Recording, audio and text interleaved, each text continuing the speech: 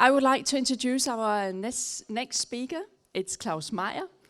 And through passion, communication and entrepreneurship, Claus Meyer has worked to promote the possibility and quality of the Danish food culture for more than 25 years. Claus is a newly appointed adjunct professor at DTU National Food Institute and DTU Biosustain, and I'm happy to introduce him here today. And Claus has asked for the title, The Broken Food System. So please, Claus, join me up here. So for those of you who are not Danish, I just want to start by saying that Denmark is a country where ascetic doctors and Puritan priests have led a more than 300-year-long anti-hedonistic crusade against the pleasure-giving qualities of food and against sensuality as such. So the idea, so successfully communicated by these fine people in this country and also in Norway a little bit, was that if you want to live a long and healthy life on earth, what you have to do is to eat something of inferior taste and get it over with in a hurry. So my parents and my grandparents and my grand-grandparents were told that the idea of preparing a wonderful meal, delicious meal, appealing to the senses, to your loved ones, was a sin in line with theft, abuse of alcohol, exaggerated dance, incest, and masturbation. So somehow, not just 25 years ago, but even 40 years ago, I embarked on my crusade for reasons that I don't have the time to share with you, and probably it's also irrelevant in this context, but I embarked on my journey to try to improve the Danish food culture. I saw myself as a protagonist of the culinary arts and maybe even of love, but I didn't imagine that just 3 decades later I would be, part of a group of people that in an uncoordinated way would use deliciousness to fight against a much larger issue, namely the health of our food systems. You all know, I assume, that in a few decades we will be 10 billion people on Earth. As of today, 2 billion people are suffering from hunger or malnutrition. Another 2 billion are suffering from overweight or obesity. At the same time, we are wasting food that could feed 3 billion more people a year. And I read a week ago that in Europe currently we waste more food than we import. And in Denmark, food waste alone accounts for 700 tons of food.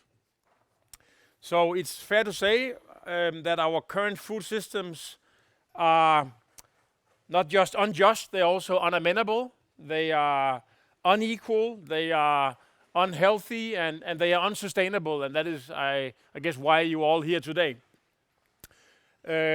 Of course, the idea of eating meat is a major problem. The CO2 emissions derived from our consumption of livestock alone equals all transportation in the entire world. Johan Rockström and Catherine Richardson and others have written an article called The Planetary Boundaries that has become a classic in sustainable literature. They explain that the Earth's limits to our use of resources has been seriously exceeded on 5 out of 10 parameters. And to mention just one of them, and to put it in perspective, in just about 100 years, biodiversity has been reduced by 90%, and we are right now in the middle of the sixth mass extinction of the biological diversity on Earth. So one very intelligent species, and you know which one, is single-handedly demolishing its own livelihood on the planet. The interesting thing, if you are a chef or somebody working within the realm of food, is that diet seems to be diet seems to be the single biggest way for us to reduce our environmental impact, much more so than, for instance, how we travel. Our food systems might represent a silver bullet if we can get our food system right, if we can fix or heal the food system. We can dramatically avoid or kind of move towards the concept of not taking away opportunities for unborn individuals, for the next generations.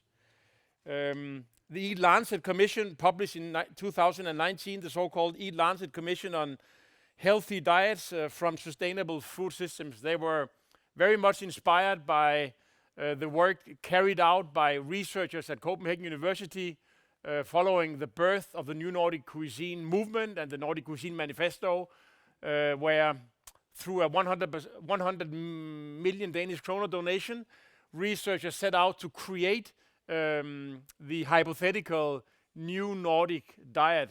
What would be the most wonderful and benign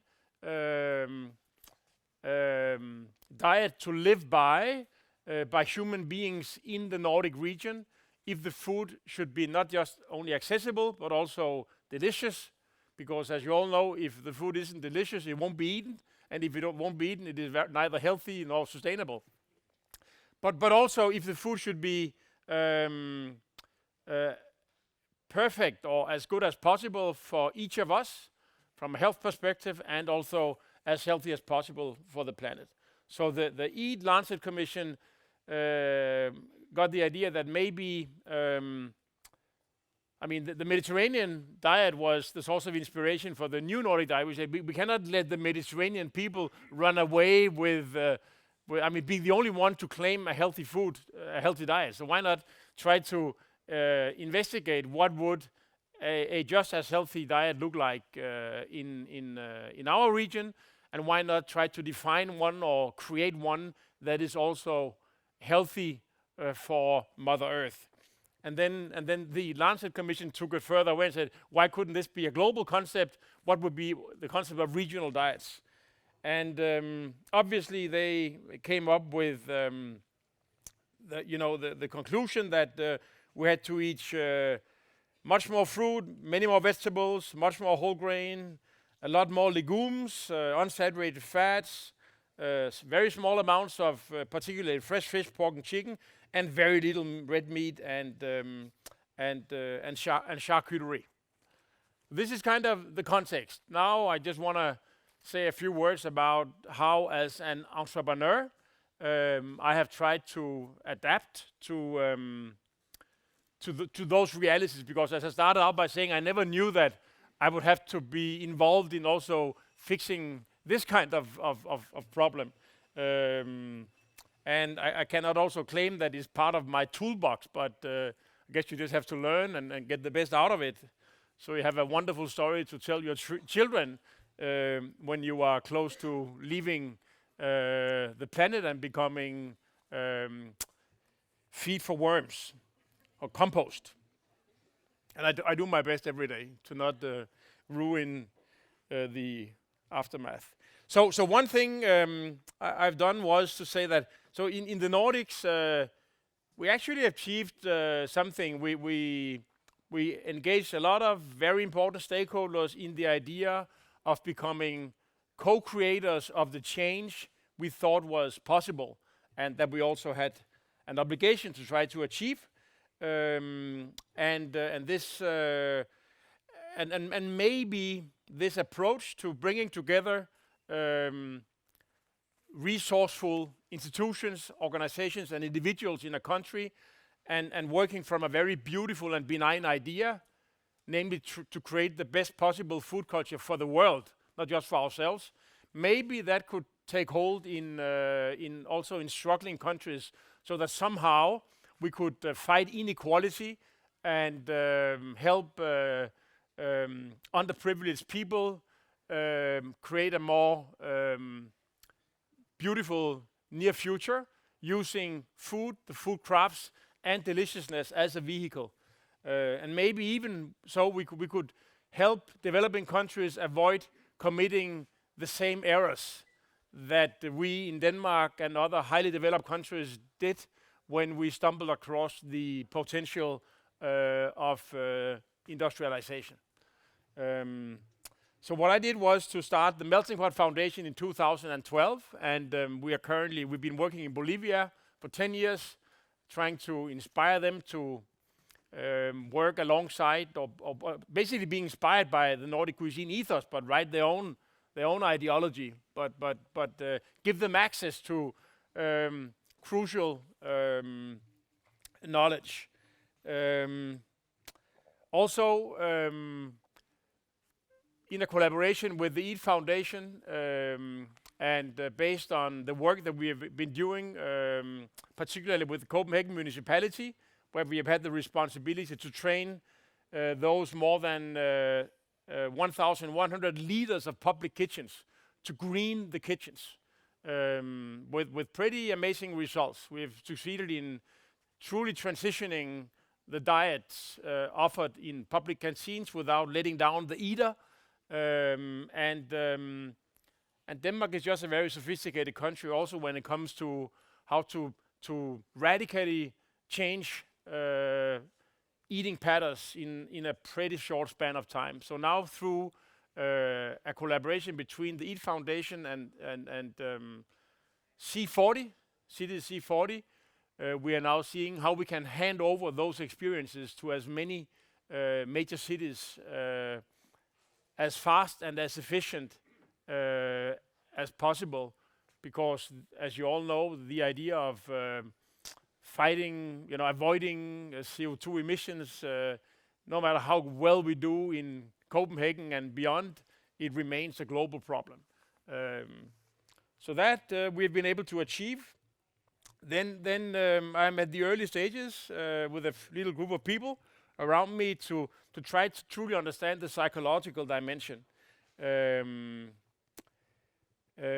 because we see that not that plant-based meat is the answer to everything, but it is a little bit worrying that Beyond Meat and Impossible Burger now seem to be struggling. And I think it is also worrying that now we're in the middle of an election, and if you were to analyze how many votes could be gathered by the political parties who consider climate change and the health of the planet to be a larger problem that a symbolic adjustment of a tax bracket or things like that, then they would probably be able to drum up between 5 and 7% of the votes. And I think that is pretty critical, that at the end of the day, our opportunity to buy a little bit more of this and that and pursue our super luxurious lifestyle in Denmark is much more important to the many people than to actually avoid ruining the future of our grandchildren. And we have heard that, we're getting used to it, but I think it's kind of tragic. So I mean, if somebody could break the code and find a way to get the many people to make their choices in the light of eternity, slightly more than they do today, then it would be a substantial progress for mankind. And I'm not sure that I'm able to be part of a group of people who eventually breaks the code and unlocks all that change in the ways we live our lives short term. But I think it would be totally, sad and pathetic not to try to see what could be the narrative that would make changing your food ways towards a more minimalistic way of living hyper sexy. How do you make it sexy for the many people? So that, I think, is a challenge. How much time have I left now? 10 minutes, good. I think it works. So just on a much more concrete level, my third point was that I'm the co-owner, no longer the main owner, but at least still a minority owner of a company called Meyer's. And so I just want to share with you what we are, how we're trying to do what we can. So we have, very at a very basic level, signed up for a B Corp certification, and in the past, we are the main part of Meyers, even though we do all kinds of stuff. The core of the business is contract catering. So we own the menu for 45,000 people every day in Denmark. It's quite substantial. And also we are somehow a pioneer in the world of contract catering, because other companies are slightly less driven by a purpose than we are. So when we do something, other companies try to mimic that a few years later. So I think now we sign up for B Corp. We might not get the most beautiful character. We hope we will, but we might not. And it's a little bit scary to get out there and be compared to all kinds of companies. But we hope that this can show the path for other companies. We also have recently published, I believe, the most ambitious sustainability strategy of any food service operator in Northern Europe. We are reducing the climate impact of the food we serve by 30%. And here we talk about the food itself, not just energy. In 25, and we are 100% certain that we will have reduced the climate impact in 2030 or before 2030. And again, that doesn't matter anything in the big picture if people in Asia and Africa just pursue an evolution that mimics what happened in Denmark during the last 5 decades. But we do this, and we also have found strategies that allows us to do it without taking anything away from the people who eat the food. And this is the important knowledge. And this is very much about, this is a very chefy thing. How can chefs, it's not very difficult, but it's just sad that very few people have access to the simple tools that would allow them to turn a carrot or a celery or a broccoli into something with a couple of lentils and legumes, etc., into something truly amazing and fundamentally much more interesting than a pork chop. This is unknown territory for many private people, most of us, and for many chefs. So we try our best, and we are prepared. We share everything we learn in cookbooks every year. Then we also think that biodiversity is probably getting the next very hot topic. Everybody has been speaking about carbon emissions for the last 5 years. We do think that biodiversity might be even more important. Fortunately, we have been standing up for organic foods for many years. So now we are, for instance, we are the producer of 1,400 tons of organic grain in Danish fields, not for animal consumption, but for baking, because we found out 12 years ago that it was a lie what people told us, namely that you cannot make a wheat bread with Danish wheat. It was bullshit.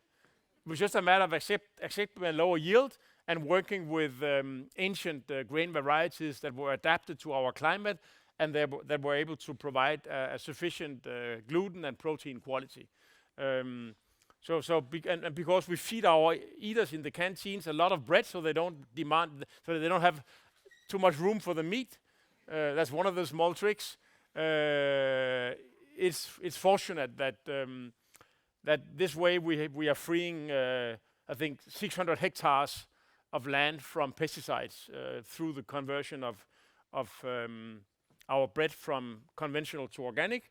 Also, we expect across the board to be 65-67% organic, meaning that of everything we source, all the ingredients we buy, 65% will be organic by 25, and all our restaurants, cooking schools, and staff restaurants will have at least the silver brand, meaning that it's 60% organic or above.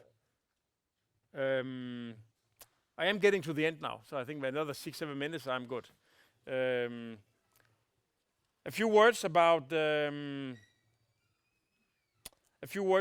legumes.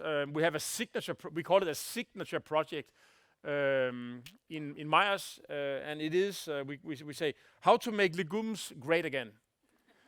Because as some of you know, before meat became commonly accessible to the many people, so much residual, particularly pork meat, but even cow meat, were thrown into the home market when we started exporting, incredible amounts of butter and bacon in the late 1800s. Then meat became very cheap. Whatever was left from the export became very cheap, and that is how the ancient idea of a pea soup became more or less eliminated from our diet. Gule ærter, who the fuck eats that today in Denmark? I mean, and just 150 years ago, we had more than 1,000 different recipes for gule ærter, yellow peas. I mean, I don't know, how many speak Danish? Okay, so you gule ærter. So how to make legumes great again? Because if you say to somebody you have to eat bælgfrugter tonight, then it sounds like you are it's punishing them, right? Snapping them. Losing. Losing. Anybody know? Slapping them in their face, right? So currently more than half of all land in Denmark is used for livestock feed production, and the problem is that by growing plants for the animals to eat instead of eating them ourselves, we essentially use a very little amount of the plant's calories, and the problem is that there is such a low biomass conversion rate, somewhere between 3 and 20, depending on the plant and depending on the animal. So in other words, if we were eating the plants instead of insisting on eating the meat, we would be able to feed 10 times more people based on the same amount of land. So this is pretty massive in a situation where the population grows maybe 12% in the next 20 years. We could feed 10 times more people if only we were consuming predominantly plants and not so much meat. The problem is that we don't wanna consume the legumes right now. So this is, as I said, is a signature project. One of the things we have done is to collaborate with gene banks and seed collectors, and now we have our hands on 12,000. What say? 12,000. It doesn't sound like much, but then it can be a lot more very soon. So we have our hands on 12,000 kilos of heirloom varieties of beans and peas from particularly Lolland, where they've been eaten, up to 800-900 years ago, and they are very distinct and have beautiful aromatic qualities, and they also bring this story with them that maybe can help us open up people's minds towards legumes. It's not just kikørter. It can be so much more variety of colors and textures and flavors. It might not, be the crucial weapon, but we believe that by connecting the concept of eating legumes to our past and our history and the way in which our ancestors lived here, and adding to that all the other virtues of legumes, we think that this can maybe help. Then finally, just a reflection on food waste. This is an interesting slide. I didn't produce it, but a friend of mine, Morten Sommer, and a few other people, some of you might be in the room, I don't know, they showed me this chart, and I was allowed to use it here.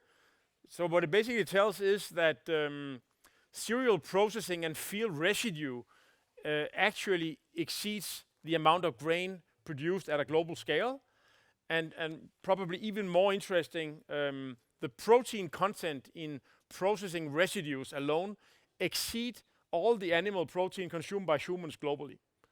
So this obviously, now getting back to what I said in the beginning, this calls for attempts to upcycle waste. And And my final example is that I'm involved in a startup in collaboration with, before mentioned, the Morten Sommer and a few PhD students from DTU. We have founded Sicola and also the food brand Matter.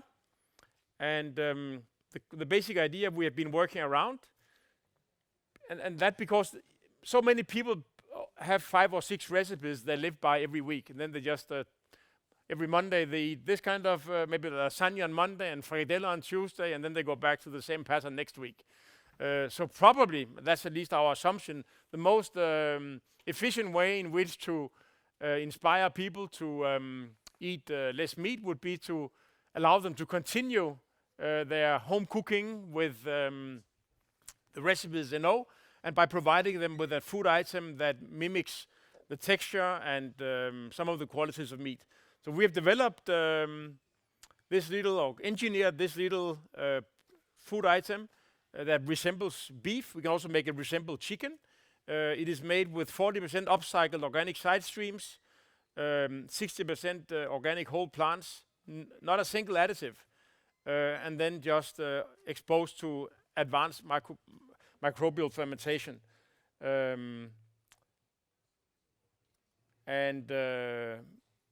Our early estimates indicate that it is much better for the planet than things it is interesting to compare it with. And then it has a pretty interesting ingredient list also. So beyond burger, I mean, there's so many things in their product that not normally form part of a human being's diet. Also it is extremely fat. You might die from obesity or another disease before you save the planet if you live by a food item with so much fat, and it is a cornerstone of your diet. So we have been able to come up with a product that is full of fibers and has very little fat content, and where all the ingredients are sourced in Denmark and they are organic, and most people have at least 80% of these ingredients in their household anyway, every single week. But the beauty of the project is that our attempt is to also develop a robust production methodology behind the product, so that we can hand that over to people in Africa or Asia or in Latin America, so they can fight their side streams locally without having to call us up. So the idea of sharing the underlying IP with people far away enough to not come and beat us up, so that we can still pay the bills. That is the idea of this company. So that was my story as a citizen and as a food entrepreneur. This is what I've been trying to achieve and are currently working on, and I hope that I didn't pass the 30 minutes borderline. Thank you.